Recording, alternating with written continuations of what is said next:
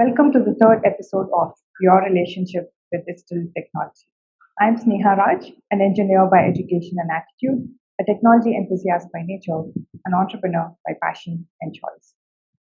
I'm Sahitya Raj, a software engineer and programmer by education and passion, fitness enthusiast and influencer to experience oneness of body, mind, and soul, an entrepreneur at heart and in reality.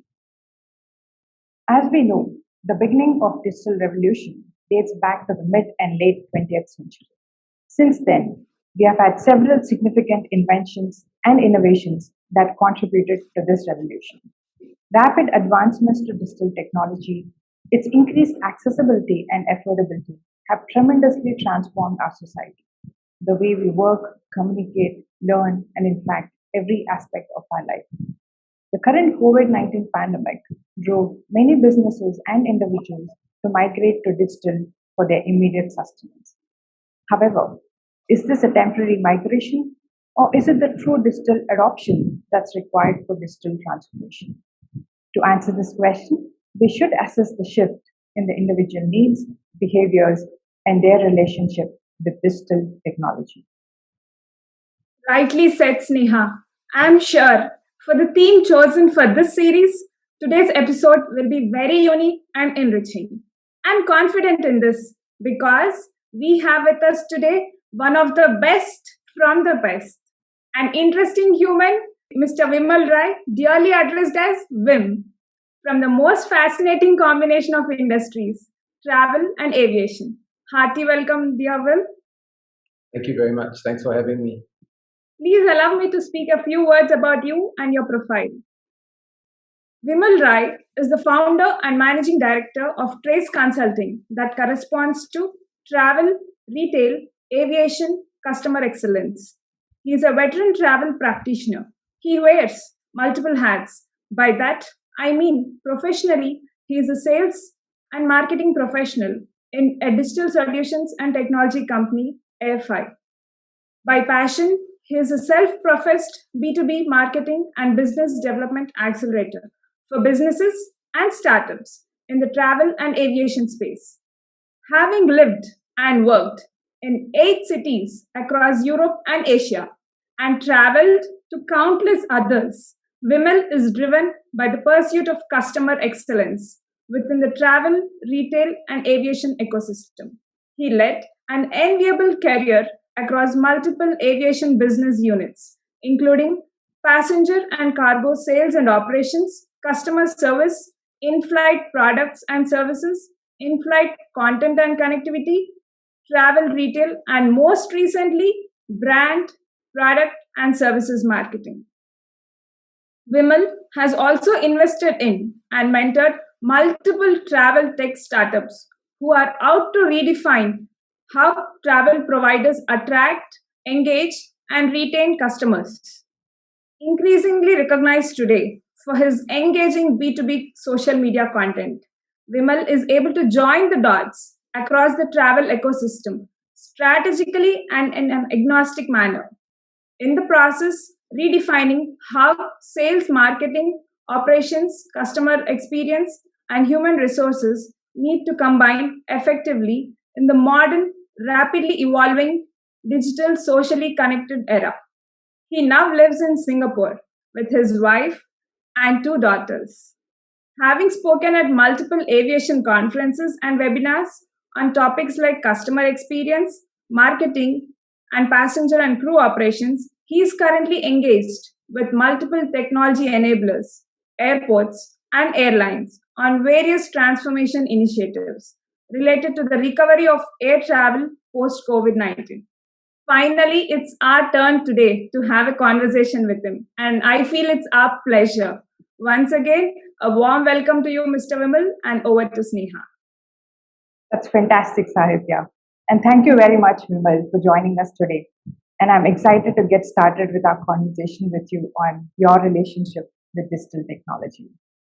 So let's get started talking about your childhood. And growing up as a kid, what was your relationship with digital technology? Wow, you're asking me to betray my age.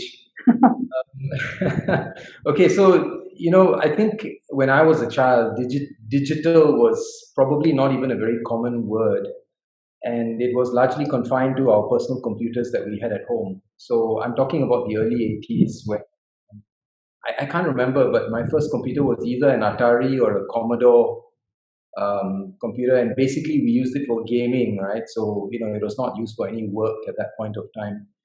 It wasn't until I went to university in the 90s that the personal computer really became super important for us from a work perspective, from schoolwork perspective. I mean, and I remember this thing which I tell my kids all the time. I stopped writing, physically writing. I stopped writing in the first year of university.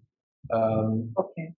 I don't know if that's good or bad, but that's kind of what I did, because I started typing everything out after that. Hmm. So when did you get your first personal computer? You said which year? Do you remember? I think it was probably when it's 1983, maybe 84, something like that. Okay. And you grew up in Singapore, am I right? I did. I was born and I was brought up here. Yeah. Okay. So 1982, 83, and that was for your personal use, or did you do anything work related at that age or study related? I don't think it was Yeah. working. It was If not work, something related to school work, I read. Yeah, no, not at all. I never used it for school. It was just, after school and on the weekends with my friends, we just sit around the computer, we play some games. That's really it. There's nothing more than that. Do you remember any of your favorite games at that time? Yeah, I think there was a game called Treasure Island. There was a game called Odyssey. These were all role player games. So I was never much into the PC games. Like the old Atari games. I mean, I played a bit of that, but it's not something you can play with your friends, right? So I used to play Risk online. I used to play Odyssey. Some of these older games, I don't even know if they're still around actually, but they were basically role-playing games. Hmm. And then, like you said, in the 90s, you graduated from the National University of Singapore, and you got a bachelor's degree in social sciences and political science. And this was in the year 1997 that you graduated. So, what was the type of digital infrastructure that was available to you during that time frame? Yeah, so NUS, National University of Singapore, was actually what's known today. If we look back in time, we realize that it was actually the cradle of the internet in Singapore, because that's where it kind of first started in Singapore. I mean, it was really progressive at that time. I remember there were computer labs that were set up, and we could access them as students across the university. So I could walk into any lab, log in with my student ID and password, and we'd be using things like Netscape. We'd be accessing bulletin boards and chats and so on. And as I mentioned, I started using word processing as a mainstay for my work. I just stopped writing. Uh, but well, I mean, at that time we still did most of our research in the library with physical books. Okay, so you used the computer labs mostly for research activities, or what was it meant for?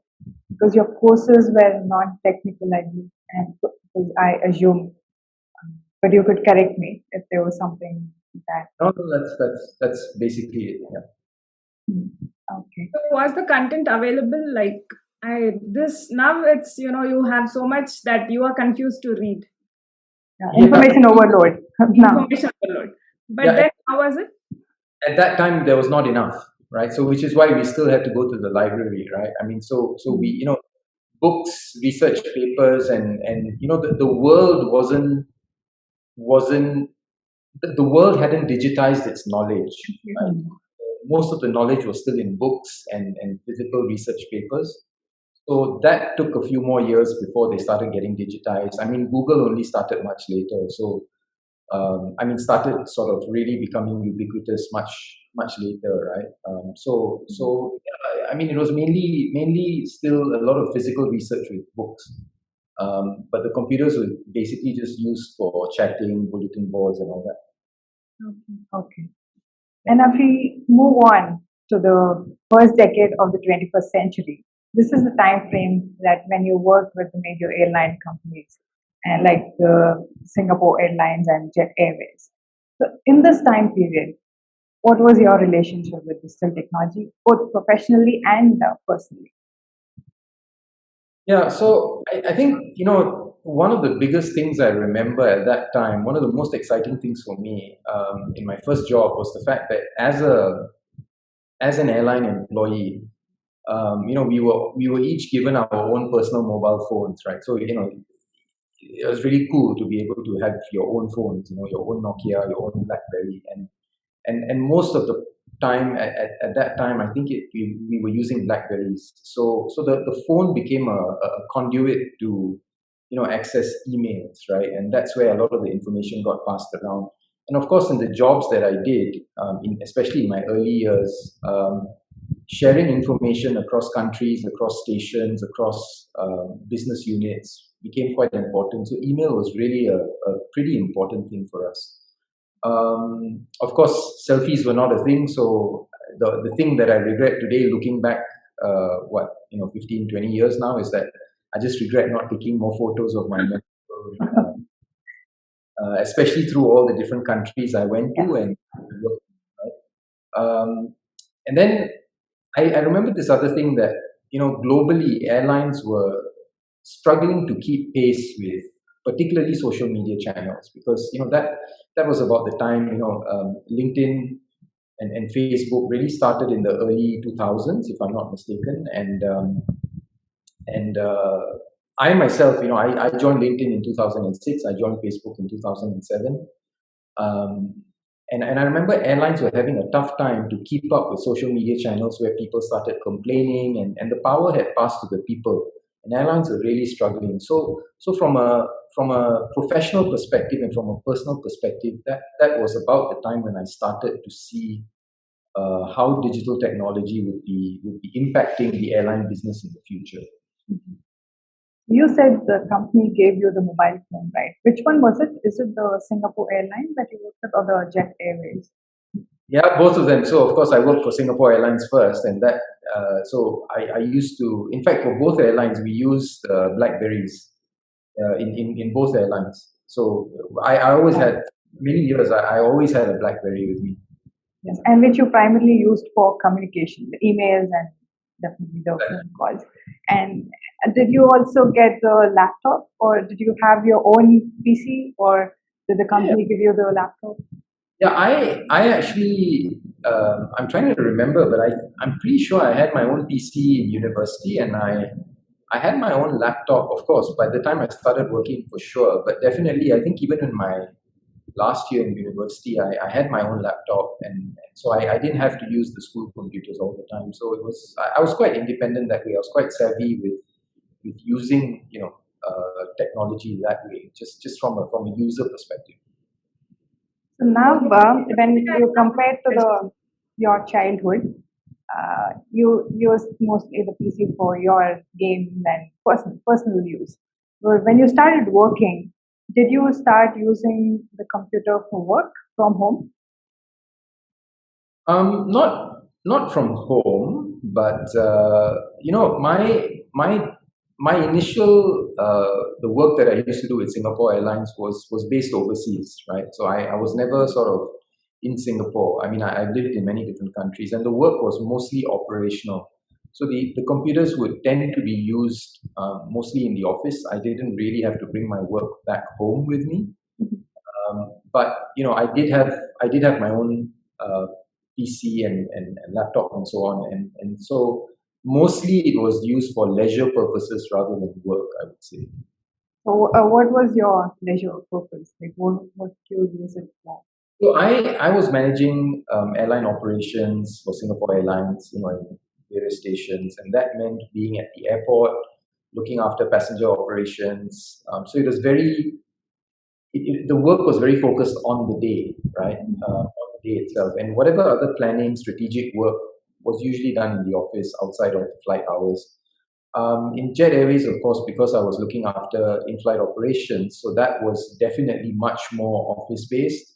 I would travel a lot to the overseas stations to see what how the in-flight operations were being done, to set procedures in place, to meet with the teams and so on. But again, the BlackBerry was good enough at that point, and most of the work was in the office, actually.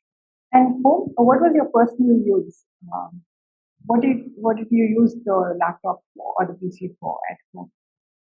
Yeah, so at that time it was mostly, it was downtime, right? So, I'd be reading, I'd be looking at the news, I'd be watching stuff online. YouTube was pretty big at that point. Um, Obviously, Facebook and so on. Images, digitizing your photos that you took, over the years, those sorts of things, and keeping in touch with family. And Satya, you had some question. Yes. Yes, Go ahead. yes. So, Vimal, you have graduated from political science, right? So, I'm curious to know, did technology play any role in making you shift or choose this career as an option in airlines? No, actually, technology had zero role in my At career. least the exposure or the content available, how did you get motivated to choose this field? It's a completely non-digital story. I mean, I just happened to get the opportunity with Singapore Airlines, and I decided to try, and I was lucky enough, to be selected. There were about 1,000 people who applied, and finally 10 of us got in. So I was really, really lucky, and it's a completely non-digital story. But I'll tell you something that convinced me that social community and social impact is going to be big. I remember in my fourth year in university when I was doing my honors, while we were actually doing the exams, there were things happening in Eastern Europe and in Russia and in other parts of that region. And we were getting news, through the news channels, and it just occurred to me that, the speed with which information and news was disseminated is no longer now days or overnight. Now you could actually get the news almost immediately. Yes. And so that's the power, I think, even in those days, it kind of, I mean, I may not have thought of it this way, but clearly, this was a sign of things to come. The fact that the power of access to information, immediate access to information when you want it, was there. And Vimal, you travel internationally on work, and every country has its own timeline of evolution, be it any industry. So it's similarly with technology industry as well. So while you traveled, were there any times when you were awestruck by any of the advancements which you didn't notice in your own country, or were there any moments like you felt, okay, we are more advanced than the other country that you were visiting? Um, not not in those terms, but I'll tell you, for me in the 2000s, I was already living in India at that point. I was in India from 2003 to 2011 actually, and so at that point of time, I felt, in a sad sort of way, I felt India was still a little backward, and that many things could have been improved. For example, while things were very much more technologically advanced in some countries in Europe or in Singapore, digital services, for example, even from the government or digital services from organizations, even with my previous employer, Singapore Airlines, they were far more digitally advanced in some ways, and so I felt that maybe. Things could be done a little better in India. So I never held I never felt this sense of superiority or this sense that something was far advanced, something was far behind. But it always, because I traveled so much and because I traveled between countries that were further along the development path of digital, I had a good opportunity to compare and contrast. So in Singapore, for example, things were very much ahead, and in some parts of India, things were very far behind. And then you had some things in between as well. So it was always a very good way for me to just keep in mind that there is as you said very rightly, Sneha, there's a learning curve, there's a development curve that every country goes through, and it's not just a matter of plugging in technology and turning it on.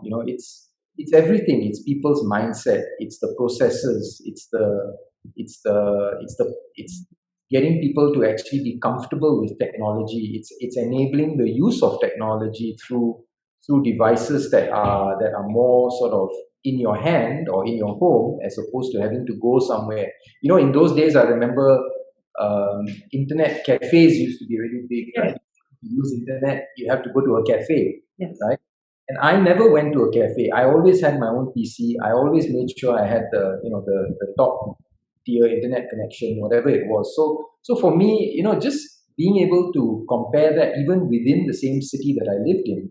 I mean, I've lived in Delhi, I've lived in Mumbai, I've lived in Punjab, and I can tell you, in Punjab, for example, internet connectivity was tough. It wasn't always on.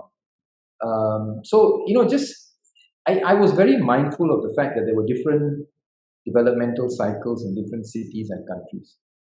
Yeah, in fact, like as you rightly mentioned, it's not only countries, but each city has its own timeline of innovation. Sahitya. One question, yeah. So, Vimal, you said that in the beginning you didn't have any work to take back home initially in the beginning of your career.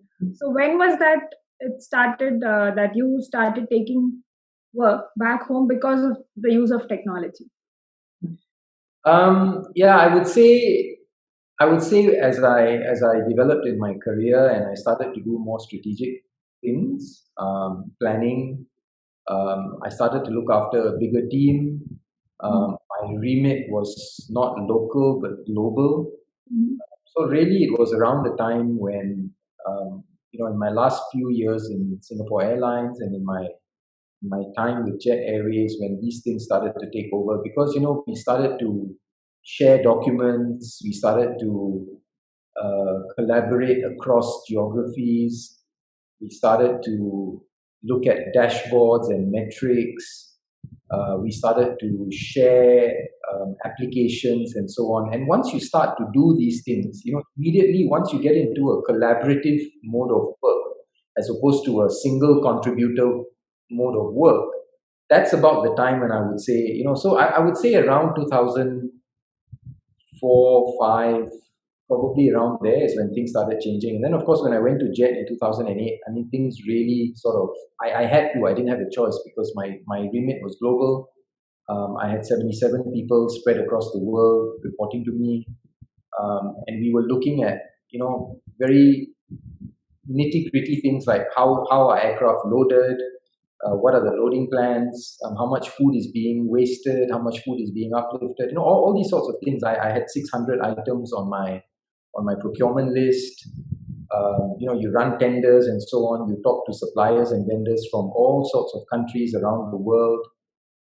So it became a lot more global that way, and technology really kind of helped me to collate and sort of understand, to organize my work and to organize the information in a better way.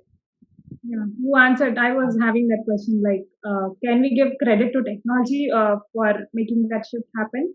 That your network expanded, your work operations expanded. It was because of technology, right? The evolution In, of digital technology. yeah, in some ways, yes, I agree. I mean, it made it easier, but It makes it easier, yes. yeah, So did you feel that impact in the beginning days? Like, yes, oh, come on, this is happening now because of the evolution of technology. Now we take it for granted, but then, I think in those days it wasn't so much this is happening because of technology. I think in those days it was like, wow, it's wow, a, that's wow. yeah, it's That amazing. wow feeling, did you get it? Yeah, it's amazing that I don't have to pay for an international call and I can use stuff, which is free or almost free. It's amazing that we have tools, applications that we can use instead of Excel, for example. Like, wow, thank God, because otherwise Excel would go crazy. So those kinds of feelings were there, definitely. So how comfortable were you, and how quick was it for you to adapt and get along? Um, it was never very difficult for me because I think I've always seen technology as a tool. Mhm. If I didn't understand something, I'd like to understand it. My problem in those days was that, and maybe I spent too much time trying to understand the nitty gritties when I didn't need to. But at the same time, I'm very fond of learning. I'm very curious. So I always wanted to understand how things work. Wanted to look under the hood. Um, but it was never very difficult for me to pick up what I needed to pick up for my work from a technology perspective. So Now, I think in the team, how difficult was it for the team members like who are reporting to you? Were they equally equipped or equally curious like you to use the tools and all? I mean, it depends on so many things, right? It depends on the age of the people in the team. yeah. It depends on the nature of the work that they do. It depends on what you expect them to do. So, of course, people who are close to me within my, in my office, in my sort of HQ environment, everyone was, Your observations, just to yeah, capture your observations, I'm trying to ask you. yeah. No, I think generally speaking, people with different responsibilities were able to cope better, and people with very operational sort of local responsibilities didn't need to onboard technology so much. So I think it comes down to need. It comes down to how much do you require technology as a fundamental tool for the work that you do. In my case, I saw it as a fundamental need. In other people's case, they didn't see it, so they didn't use it. You had that need and also you had the capability, but in some others like they might lose the opportunity because they don't find themselves capable. Yeah, yeah. I mean, I had situations where we tried to impose processes, technology-related processes, applications that people needed to use, and people didn't want to do it because, number one, because it was tedious. There's this famous thing, right? GIGO, garbage in, garbage out, right? Yeah. And we used to tell everybody, hey, if you don't put in the right information, the system will give you back garbage, right? But for them, it was two things. It was fear of using the technology because you no longer write it down. Now you have to type it in. Yes. And the other problem people had was transparency because once you go digital, everything is recorded and everything is transparent, right? It's almost instantaneous. Whereas with paperwork, you can always fudge it, you can always lose it, and then there's always a delay and so on. So transparency and ease of use or convenience of use are the two big. So one final question before I give it to Sneha back. One thing, was there any kind of training that you had to come up with to get the people on board? Like if there is a need and if they lack some capability of using it, then did you have to train them, give any trainings or anything specifically in this direction? Yeah, so we always, when we were rolling out something that was complicated and complex, we had to provide training. So I remember we used to call people into Mumbai, provide them with the necessary system training, um, and backups and all of that. But generally speaking, most of my team members that I worked with were quite savvy, and they were able to pick things up through use. Through. I mean, I myself, right? I mean, I never. They were influenced by you. Now I get it. Yeah, probably. They were influenced by their leader. Hopefully in a good way. Yeah. Yes, yes. I admire the fact that Vimal actually worked in multiple roles and carried out different responsibilities across different business units. I think that's a nice opportunity that you had, Vimal, in your career, being exposed to different operations in different business units altogether. Yeah, Yeah. it was certainly very eye-opening. I learned a lot of things. Now, in the second decade of 21st century, at what pace did your relationship with digital technology evolve until the pandemic erupted? So I would say the turning point for me was probably 2010, 11. I mean, at that time, I did my MBA with NUS and with UCLA, Anderson School of Management. And I would say this is where my digital awakening really sort of professional awakening kind of took place because there was a very strong focus on the use of technology, on understanding its origins, the theories, analyzing tech companies, the business that they're involved in, the business models, the data, statistics, mass marketing, social media, all sorts of these things kind of came together in a very nice sort of a mix. And when I finished my MBA, I actually moved from India to Hong Kong, and Hong Kong is pretty far advanced in terms of internet speeds and access to technology and so on. So my new role at that time had a very strong retail element to it as well. My work that I was doing, I was in the duty free industry, and so it was important for me to now leverage the internet to keep up with trends, to use it to understand business models, to communicate, to do business, and so on. I had to understand the trends in fashion, lifestyle, luxury, and so on, right? And so around this time also, if I remember correctly, around 2010, 11 was about the time when both the App Store and the Play Store became really, really big, right? They Yeah. grew and if you remember, I think in 2011 the iPad was launched. So all these things kind of converged at a very nice time in about 12 months, where I suddenly discovered I had this computer in my hand, and I could use it to do multiple things at the same time. It was like a second screen or third screen, right? So you have a laptop, you have your phone, and now you have a tablet. Um, so a lot of things kind of converge personally and professionally. Personally, streaming music is a big part of my life. TV and so on. Cloud computing was coming in. So from a business perspective, professionally, there was all these other things to look at, and so this kind of came together for my business, where I was trying to upgrade the company that I was working for at that time. We grew from 30 people to about 80, 90 people, if I remember. We started with 13 clients, we ended up with 33 clients, and was that growth was on the back of a lot of technology, putting processes in place and so on. And then by about 2016, I left and I started my own consulting business. And so, when you're on your own, starting a business for yourself, naturally you start to look at the cloud, right? And cloud computing had become pretty big already, pretty mainstream at that time. So I started to understand, because I was personally, my own business, my own stake, survival depended on understanding digital technology. Uh, so I realized at that point that my passion wasn't so much in the systems and the architecture and the hardware. I wasn't an engineer, right?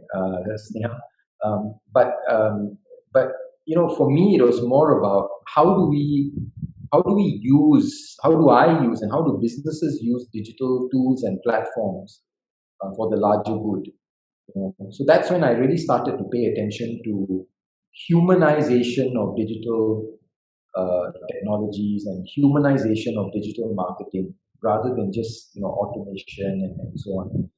Um, I also began to understand at that time, when I started my business, that one very important thing had come about for me personally, which is, as long as we are online, individuals, right? I'm talking about us as individuals now. As long as we are online, you are discoverable. Yeah. And if you are discoverable, it means people can find you. And if people can find you, and if they find you, they will make an opinion about you. They will form their own opinions about you, and you're not there. You're not a part of that conversation, because it's not a conversation. If somebody is searching for you, finding you, they will look at you, they will read up about you, and they will form an opinion about you. If people form opinions about you, it means you potentially have a problem, right? Because they could be forming opinions that you don't want them to form, right? And maybe for some people this is not a problem. If you don't have much information online and so on, maybe it's not a problem. But for most of us, or for some of us at least, other people's perceptions become important, especially if you're a consultant, or especially if you're running your own business, if you're a leader in some form. People's perceptions matter. You could be doing business, you could be looking for a job, you could be networking, you could be trading, you could be doing anything. Other people's perceptions, other businesses' perceptions of your business and of you really become very, very important. So if you apply the same logic to your business, businesses call it marketing, or businesses call it branding. And Uh, But from a personal perspective, it's also important. Branding, marketing also becomes important. So this was kind of, these 5 6 years between 2011 and 2017 was about the time when I really sort of moved my understanding from tools and platforms to sort of understanding, the importance of using these tools and platforms in a meaningful way, right? With a purpose, probably Yeah, with driven the by the purpose. purpose. Yeah. That's a great word. Yeah, purpose. Mhm. Yeah, Okay. I have one point here, not a question, but since Vimal is not an engineer, but he started seeing the applications of technology, the use of technology from a customer, from user endpoint, that is the something which adds value to the work of an engineer. Without people like you, I don't think the engineer Yeah. can just develop the technology, but they can see the use of it only to a certain extent with their mindset. But someone like you can expand or broaden that vision. Yeah, and I actually played that role for many years, bridging so what you're talking about is essentially bridging the business and the technology Yes. visions Yes. of Yes.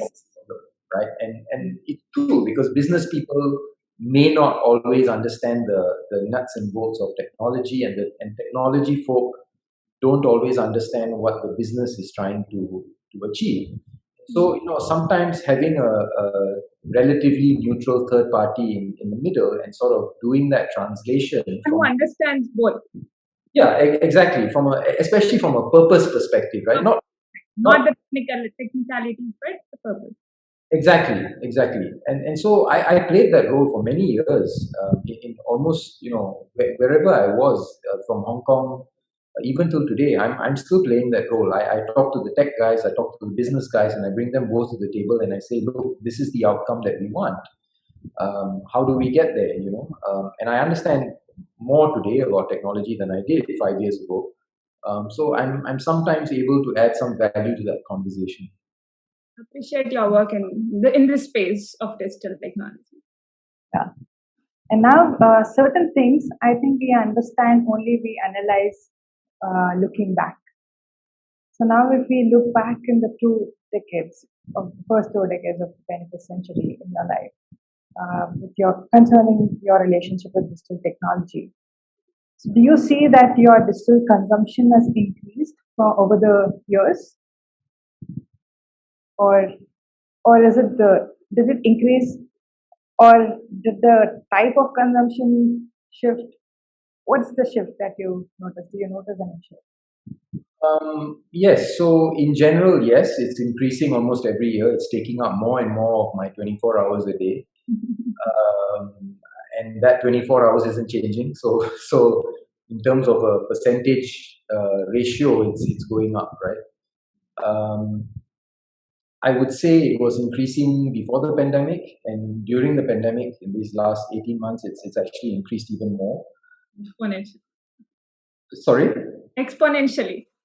Yeah, well, yeah, probably exponentially because, but look, I mean, so even before the pandemic, I was I was a consultant, right? And as a consultant, you work from anywhere. All I needed was a laptop and internet connection and a phone, right? So for me, working from anywhere was a given. I didn't need to sit in an office somewhere. Um, and like everybody else, personally, I've been spending a lot of time because of the pandemic online, right? You start to do everything. Buying things, searching for information and so on. So in a sense, I'm quite average. I think everybody is probably in the same shoes as I am.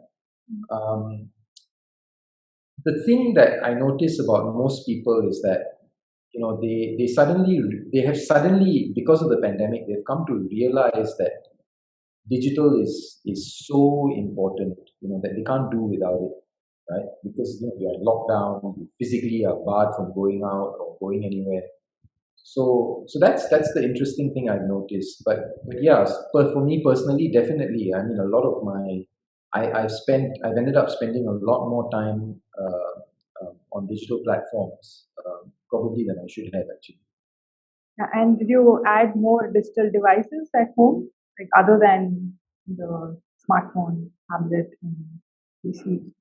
Yeah, so we've got two tablets, we've got a Kindle, I've got my Surface Pro, I've got my phone, we've got multiple phones, got a smart TV, we've got Bluetooth speakers, we've got what else? We've got streaming devices, I've got a IPTV box, I've got Apple TV.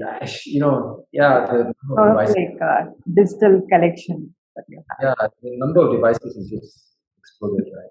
We have seen Vimal is so comfortable in adopting the technology. Just curious to know about the insights of the travel and aviation industry, like how comfortable or what was its journey like in few words. Just few words. That's The a diversity. very big question. It's very difficult to answer in a few. I know, but that's why I added that in few words. I think in general, traditionally, the aviation industry has been a forerunner in the use of technology. I mean, you think about it, right? An aircraft able to take off against gravity using physics, using the laws of physics. So I think, very generally speaking, the biggest problem that's there today in aviation in terms of technology is the fact that a lot of the systems that we use are antiquated and they don't talk to each other.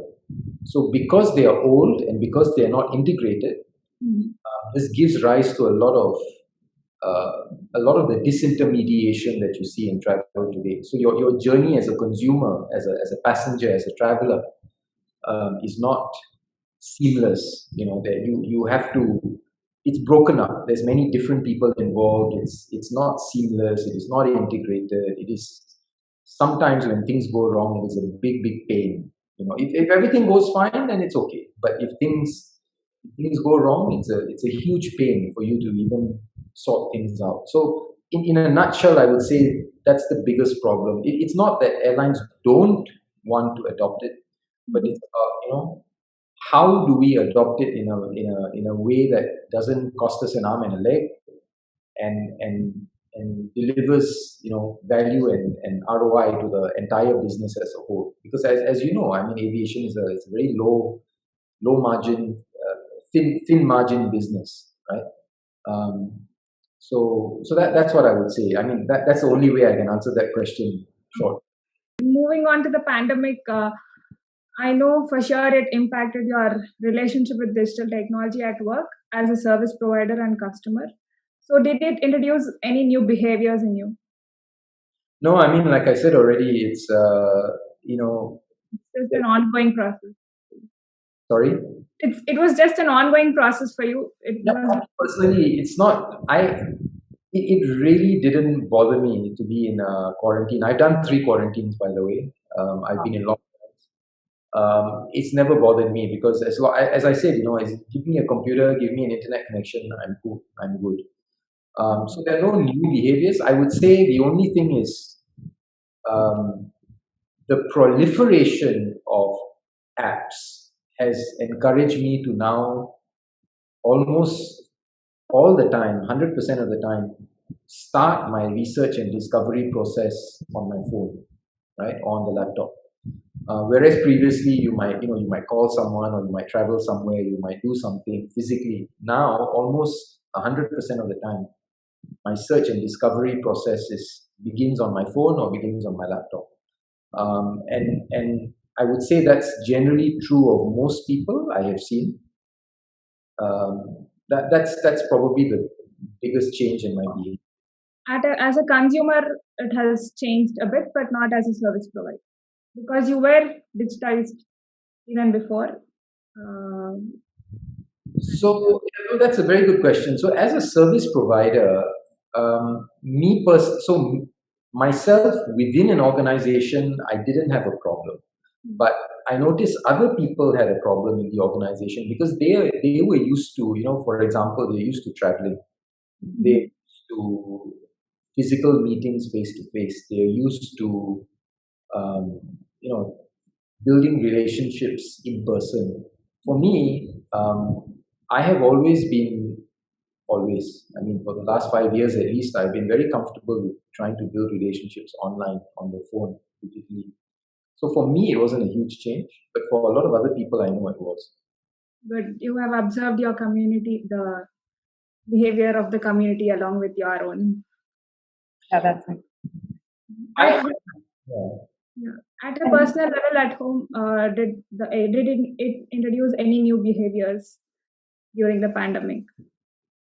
I mean, mainly for the children because they can't go out and can't play as much outdoors. So obviously, when you're indoors and you're bored, then it's TV, iPads, computers, reading. Thankfully, my girls read a lot. So Okay.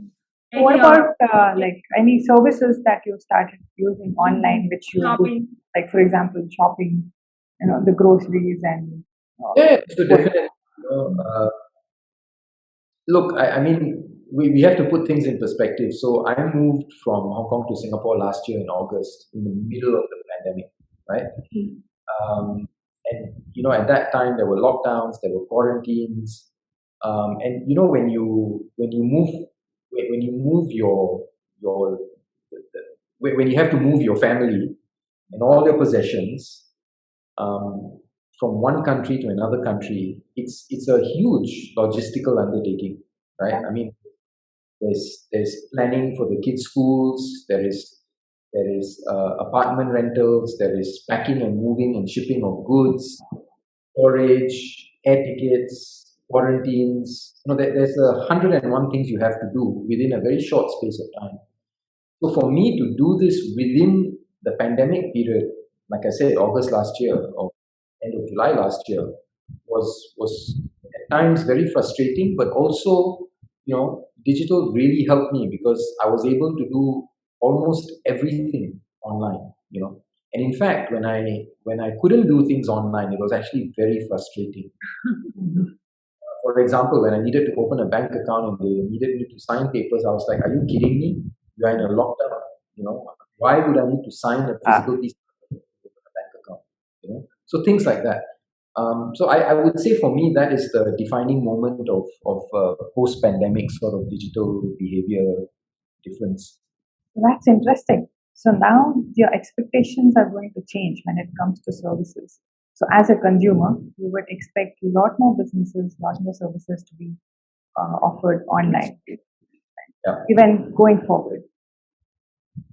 So that going forward, that's the expectation that you're going to carry. Absolutely. And in fact, I would say that if you're a business and if you don't understand this expectation that you talk about from your consumer perspective, then you're going to be in trouble. You're not going to survive as a business. Look, I think for most of us now, the search and discovery part of our journey, of any journey, right? Whether you're buying groceries, whether you're ordering food, whether you are buying a new application, you're buying a cloud service, whatever, right? The search and discovery part of it, the initial part of it, where you gather information, you compare alternatives, you do research on the pricing and so on and so forth, product features, blah, blah, blah. All of that is going to continue for sure. It's not just me, it's everybody, right? So if you're a business and if you're not discoverable in that part of a consumer journey, then it's probably too late for you. I mean, you have to be there. Basically, that's what I'm trying to say. From a consumption and from an experiential perspective, I would say it depends, right? So I don't necessarily always want to watch movies on my TV or on my laptop. In fact, last week I went for a movie after 1.5 years in the cinema. Okay. Meeting people, you always at some point you want to move beyond digital and you want to actually meet the people in person. The essence of human, the true essence of being a human. Yeah, exactly. So I would say, there's some things that will continue post pandemic, and there's some things that will remain as they were before. Okay. So So what's that one thing that for sure that you're going to carry forward with you? I mean, for me, it's the fact that I'm a digital person. I'm a digital brand, of and the businesses that I work with also should be. for example, will never work with a company that is digitally absent, or what's the word for it? Digitally invisible. Yeah. I would never be able to survive that because I'm a very sort of a I'm not a very public person, but I'm somebody who thrives on digital, on being out there in digital, and I bring a lot of value that way. So that's the one thing that will stick with me for years. And can we say that, so you did have online meetings earlier prior to the pandemic. So did it in any way sort of increase the number of hours now you spend meeting online, or it's been Yeah. the same? So one thing that I would say is for me is a very strong it's a very strong indicator of what the future is going to be like, is the fact that I personally, and I know a lot of other people as well, have become a member of many different, probably at least 2 dozen different digital networking groups. And these are organized by either by industry or by subject matter expertise or by function or by lifestyle. So there's a school parents group, there's travel, there is sales, there's marketing, there is aviation, there is B2B marketing, and so on and so forth.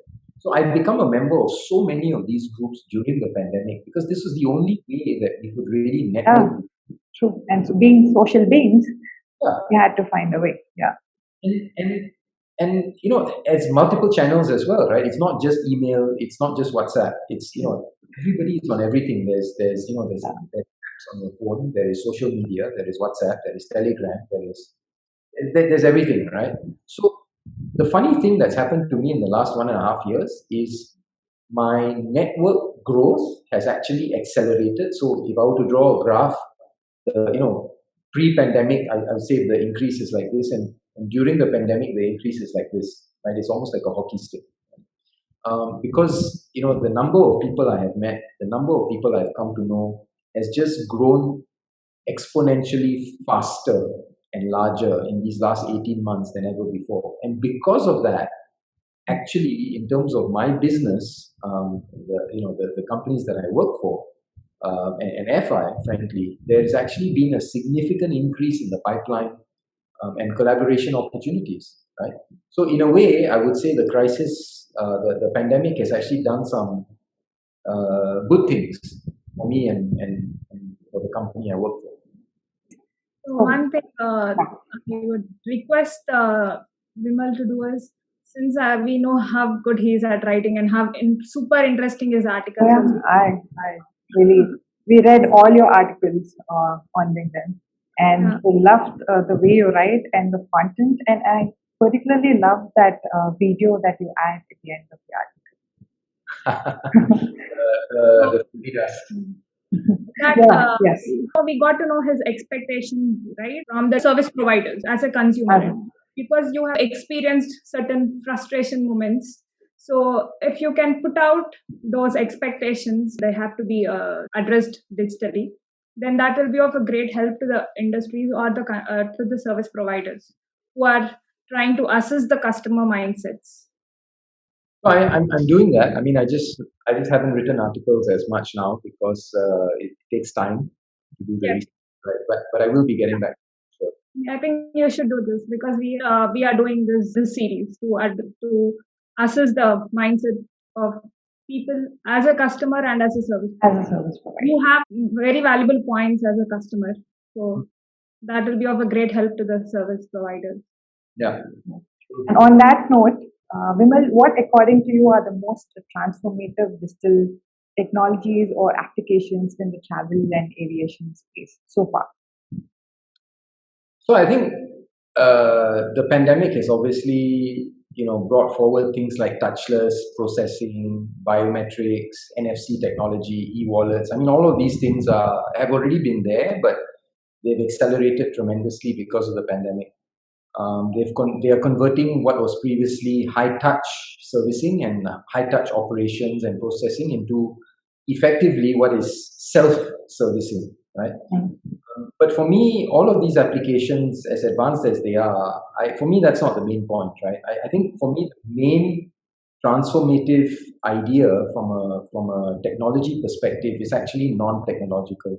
It's the fact that the entire model of engagement has been flipped. And, and so what I mean by that is instead of a push economy, which is travel and aviation, if you think about it, right, you buy a ticket and then along your journey, you're constantly pushed products, right, and services. Literally, sometimes inside the aircraft, somebody is coming around pushing a cart, offering you a meal, and you have no choice in anything. The choice is yes or no. You know, um, that model has now been flipped completely. That engagement model has been flipped. Customers are increasingly now self-servicing, and they are pulling what they want and what they need using their own devices. So, we have seen this pull on demand economy. We know this economy. It's not new, right? It might be new in the travel and aviation space, but it's not new in the rest of the world, right? If you look at Google, Netflix, Facebook, Amazon, the list is endless, right? Um, think about it this way. Now, when you're shopping something, you can access through your phone or through your laptop. You can access global marketplaces offering you millions of products, right? So it's all on demand, as opposed to you having to walk out to the shop to find something. That's the difference about the push economy versus the pull economy.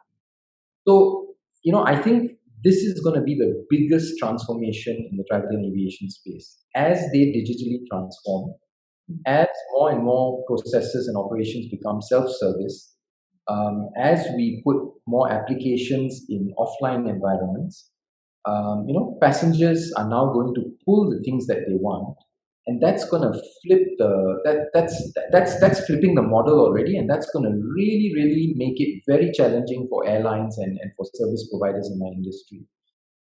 But it's going to be transformative because it's going to be a very good change. It's not going to be a very disruptive change.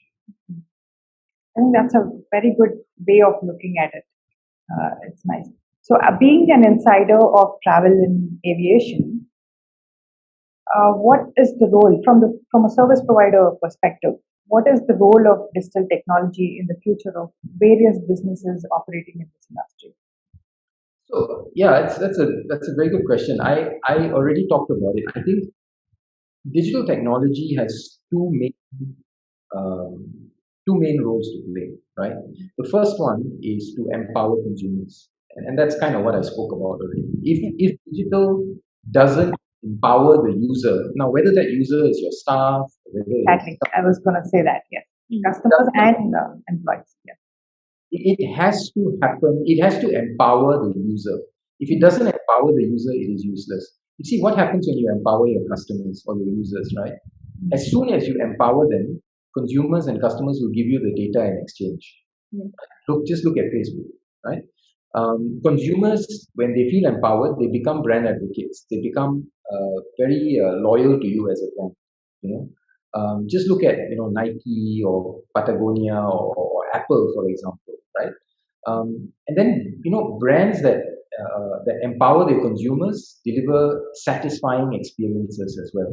And just look at all the research around the global Fortune 500 firms and their NPS scores and so on, right? So digital technology that empowers consumers is going to be the first main role, I think, that digital transformation and digital tech has to play, right?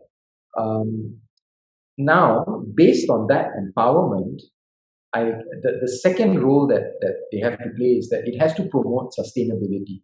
And by sustainability, I mean, it has to make the world a better place. The environment has to become better. There has to be less wastage. There has to be more efficiency. It has to give us back time.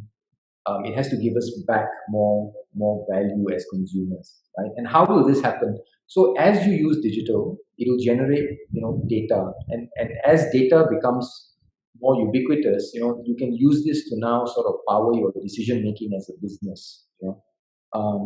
It will help with your supply chain. It will help with your logistics. It will help with efficiencies.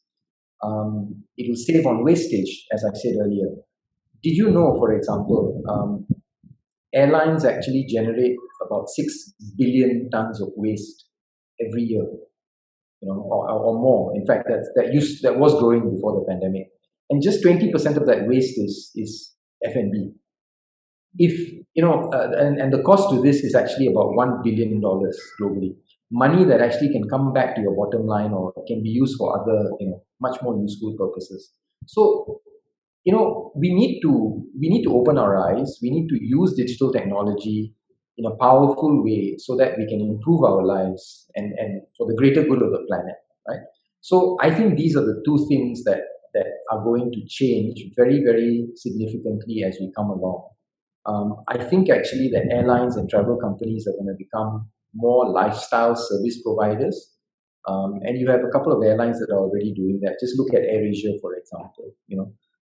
So I think that's kind of the role that digital technology has to play in the future. From a traveler's perspective, what expectations do you have for your future air travel experience? Well, I mean, of course, it has to be hygienic. It has to be safe. Hopefully, with no added cost. But I think on a more realistic note, I expect it to be much, much more digitalized, self-service, low touch. Seamless. Seamless, yes, definitely more seamless. So I definitely I expect it to be more digitalized, a little bit more seamless. Although I wouldn't hold my breath because it takes a long time. But yeah, our beliefs, our hopes will make them. Yeah, sure. And I think, as I said, I think airlines and airports, for that matter, I think they're going to become much more stronger as customer engagement platforms. They are going to become more customer engagement and less of just selling tickets or just being landlords or something. As I said, they're going to become a bit more lifestyle oriented. They're not just going to you from point A to point B. They're going to want to know you better, who you are, what are the things you like to do, where do you like to go, how do you like to spend your time, what are the kind of things that you like to consume, what are the experiences that you enjoy, and so on and so forth. So I think for me, these are some of the expectations I have in the future of air travel. As a consumer, I would certainly want to have a much more meaningful experience, a more purposeful experience when I travel, and not just a transactional experience. Beautifully explained. Now we have a quick rapid fire round, Vimal. Last segment of this is the last segment of it. Let's get started with that. When did you get your first mobile phone? 97. And when did you get your first smartphone? Oh, don't remember. 2000. That shift happened just like that. Is BlackBerry considered smartphone? 2000? Do you remember the brand? The brand? BlackBerry considered smartphone? Yeah. Okay. And when did you take your first selfie? Because you regret that. Yeah, you regret that. So I want to know, when did you take? I don't know, man. I actually don't know. That's a very good question. Okay. So how many selfies do you take per day now? You gotta ask me per month. I might take about 5, maybe. That's it. 5. Okay. And your favorite digital? Sorry, go ahead. Not per day, per month. Oh, per month. Okay. Okay. Your favorite digital device? My phone. Which app do you open most frequently? Aside from email, I open. Aside from email, what do I open most frequently? I think it's got to be the weather app because I live in Singapore. Okay. Good. Transportation app, taxi app. Yeah. One of them. Which app do you spend most of your time on? LinkedIn. Your favorite social media? LinkedIn. LinkedIn. Yeah. And your favorite video conferencing tool? Oh, Google Meets or Zoom, either one. Okay. Do you shop online? If yes, which app do you use most for shopping? I'm a terrible shopper online. I switch between Shopee, Lazada, and Amazon.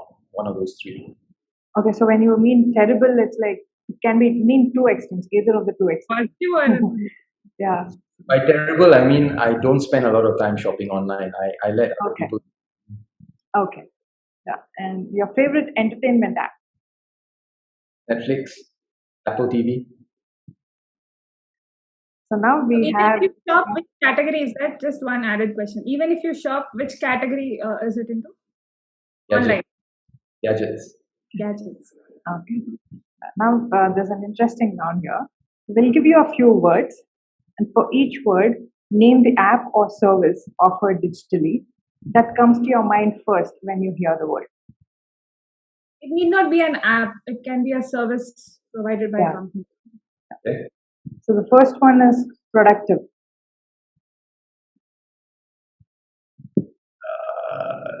Google Drive, Helpful. Google Search, Okay. Google Drive is productive. And Google Search is Search is helpful. helpful. Okay. Creative. Canva, Entertainment. Facebook, Oh, interesting. Life made easy. oh, can't think of anything really. Yeah, life made easy. YouTube, Wow. Okay. yeah, That's because interesting. you use YouTube to search, and you get all these videos on how tos, right? So life made easy. Yes, Yeah, yes. that's That's the interesting thing that I've noticed. You have not used YouTube for, you didn't say YouTube for entertainment. You said Facebook, So which that's deals with the real lives of people or the projected lives of people, and not Netflix, which is recorded drama, I can say. So this is a complete different perspective and very interesting. I'm loving it. yeah. Okay. So Okay. food, Food. Yeah. yeah, Um, maybe YouTube again. no. Well, food in terms of cooking, yes, YouTube. In terms of ordering food, then Uber Eats or Deliveroo or whatever the Food Panda So when we say food, delivery comes to your mind first. Right? Okay. delivery. Yeah. It's coming to his mind. Yeah. That's what when we say food, that's switching what to is delivery. coming. You're thinking of a food delivery app. Yeah. Okay. Not any nutritional blogs, fitness blogs, or anything. It's going to delivery. I got Okay. you. Yeah. And travel. Sorry, am I answering what app comes to mind? Yes. Yeah. So what app or any service that's offered digitally? In that space. And that's So you can take any direction, but have something digital to definitely go with. travel. Travel. I honestly don't find any apps helpful for travel. So Ah, being in travel, then I think you have to I switch mean- take one direction. I mean, we will give him like few more seconds. Travel. Maybe Some service providers in travel. Service providers and travel. Think of maybe the airline apps, Airbnb. interesting. Yes, So, maybe. the flight booking didn't come to your mind, right? The travel I itinerary plan. I always book directly. I never go via OTAs and whatever, right? So Okay. since he's an insider, maybe he's not exposed to the people outside who use these services. It's because I know how things work, and Yeah. you might get a cheap rate from an OTA, but if things go wrong, I'd much prefer to book directly with the airline. I'm with you, Vimal. I'm with you on that because I'm also. This differentiates. This differentiates an insider in the industry and an out. Generally speaking, people go by the ads, the offers, and all, and then just get carried away by the purpose that they Yeah. sell. Of course, yeah. The knowledge differentiates here. The knowledge differentiates. And the final word is collaboration. So collaboration, Slack, Google Drive. Okay, that's awesome. We had so much fun having this conversation with you, Vimal. And I really enjoyed this, but I think we are just touching the tip of an iceberg, and he had so much. Definitely, he has so much knowledge and a lot of interesting perspectives. I think we multi-dimensional. Yeah, we would have to have multiple conversations with him. Anytime. And thank you very much for the conversation joining us. My pleasure. Thank you very much for having me on. Thank you.